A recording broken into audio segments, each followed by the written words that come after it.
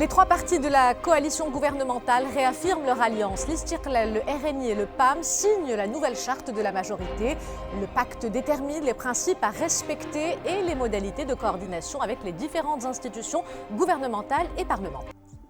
Aziz Akhnouch, Abdelatif Wahbi et Nizar Baraka montrent le fameux document après l'avoir signé. La charte de la majorité est le cadre institutionnel qui définira le mode de fonctionnement et de coopération entre l'exécutif, le Parlement et les partis. Selon le chef du gouvernement et président du RNI, la signature de ce contrat est un moment politique décisif. Cette charte gouvernementale est un contrat politique et moral qui précise les grands engagements pris par les partis de la majorité. Il faut dépasser les couleurs et les appartenances politiques et travailler avec les groupes de l'opposition dans une atmosphère positive pour le bien du pays. Selon les trois leaders politiques, cette charte permettra à la majorité de lancer une nouvelle expérience gouvernementale adossée à une culture de gestion différente, un agenda défini et une vision unifiée. Cette courte période durant laquelle nous avons travaillé ensemble nous a prouvé qu'il y avait une réelle cohésion entre les trois formations de la majorité, des échanges fructueux et la volonté politique d'appliquer le programme gouvernemental. C'est d'ailleurs l'objectif de cette charte.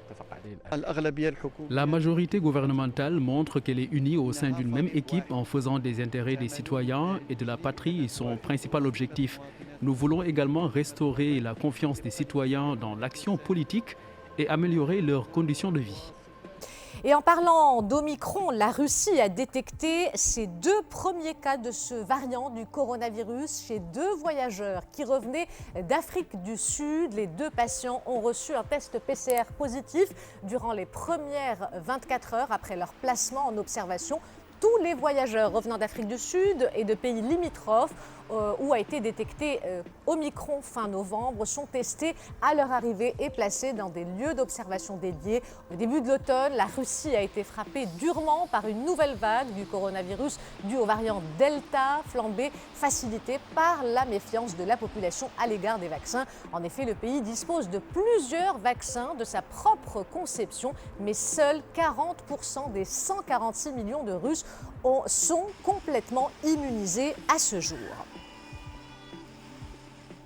La pandémie de Covid-19 et la situation au Sahel au cœur des discussions du Forum international sur la paix et la sécurité en Afrique. La 7e édition du Forum de Dakar s'est ouverte ce matin pour 2 jours d'échanges en présence de plusieurs chefs d'État et de nombreux ministres et décideurs internationaux. Le point avec Rizlan Taïfi.